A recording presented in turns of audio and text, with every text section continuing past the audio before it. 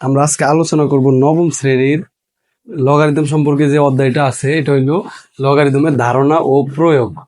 তো লগারিদমটা আসলে কি, যে এটা লগারিদমকে আমরা সংক্ষেপে এই লগ দ্বারা প্রকাশ করি। লগারিদম হলো দুই প্রকার।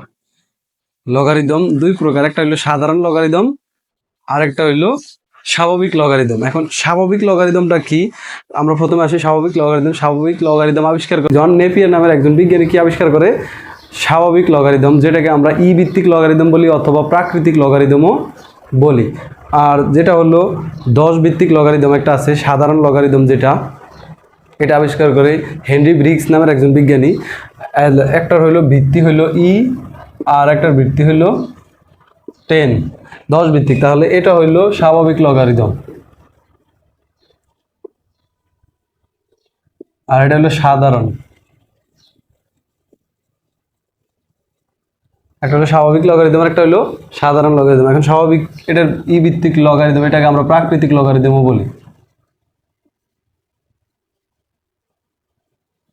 এখন ই এর মান কত, ই এর একটা আদর্শ মান আছে, ই হলো একটা অমূলদ সংখ্যা। ই হলো কি একটা অমূলদ সংখ্যা, তাহলে ই এর একটা মান হইলো 2.2.7182818 এইভাবে একটা মান আছে, ঠিক আছে।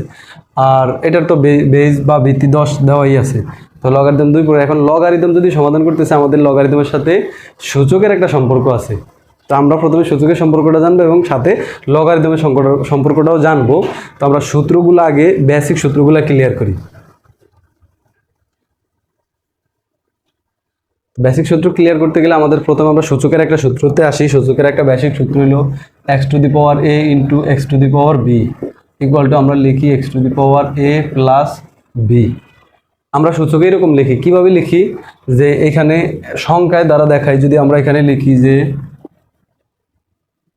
5⁴2 ইন্টু 5⁴3, এটাকে আমরা সমাধান করি কিভাবে, দুইটা 5 থেকে একটা 5 লিখি আর 2 আর 3 যোগ করি, 2 যোগ 3, এটা এভাবে। এখন লগারিদমের বেলায় এই সমস্যাটাকে আমরা ঠিক কীভাবে সমাধান করি, লগারিদম তো এরকম দেওয়া থাকবে, লগ 10 বেস দেওয়া থাকলো বা যে কোনো একটা দেওয়া থাকলো, ই দেওয়া থাকলো, 10 দেওয়া থাকলো, যাই থাকুক, এরকম একটা দেওয়া থাকলো।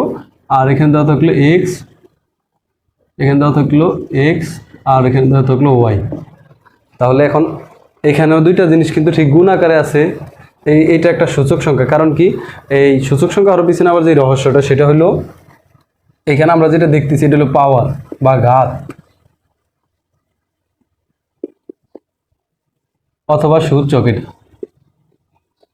আর এটা হলো বেজ বা ভিত্তি, বেজ অথবা ভিত্তি। সত্যি সেই ক্ষেত্রে যেহেতু বেজ অথবা ভিত্তি আছে এবং পাওয়ার অথবা সূচক আছে, এই জন্য এটাকে আমরা বলবো একটা সূচক সংখ্যা, ঠিক আছে।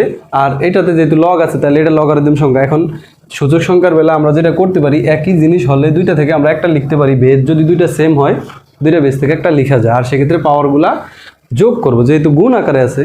আর এখানে ঠিক দুইটা জিনিস গুণ আকারে আছে। এখন এইটাকে কিভাবে লিখতে পারবো, এটাকে লেখার যে শর্তটা, সেটা হইলো আমরা এটাকে লিখবো log 10⁻x plus log 10⁻y, অর্থাৎ এটা আছে গুণ আকারে, এটাকে আমরা কি করলাম, যোগ করলাম।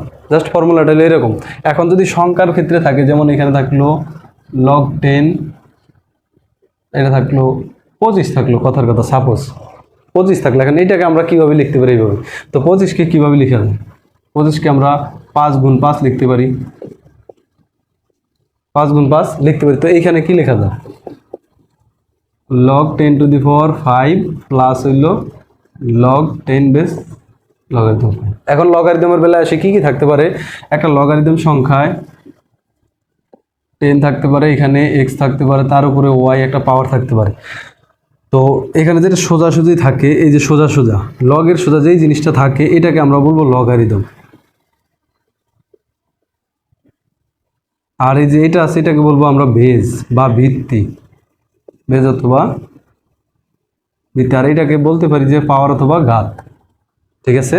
তো এরপরে এরকম আরো কতগুলো সূত্র আছে। এরপরে আমরা যদি দ্বিতীয় সূত্রটা দেখতে চাই, আমরা পরবর্তী পর্বে দেখাবো দ্বিতীয় সূত্রটা বা তৃতীয় সূত্র, আরো যে সূত্রগুলো আছে এটার সাথে এটার মিলটা কোথায়, এটা দেখাবো। ভিডিও যদি ভালো লাগে অবশ্যই চ্যানেলটা সাবস্ক্রাইব করুন, এবং যারা ফেসবুক পেজ থেকে দেখতেছেন, ফেসবুক পেজটাকে লাইক এবং ফলো দিয়ে আমাদের সাথে থাকবেন। ধন্যবাদ সবাইকে, আসসালামু আলাইকুম।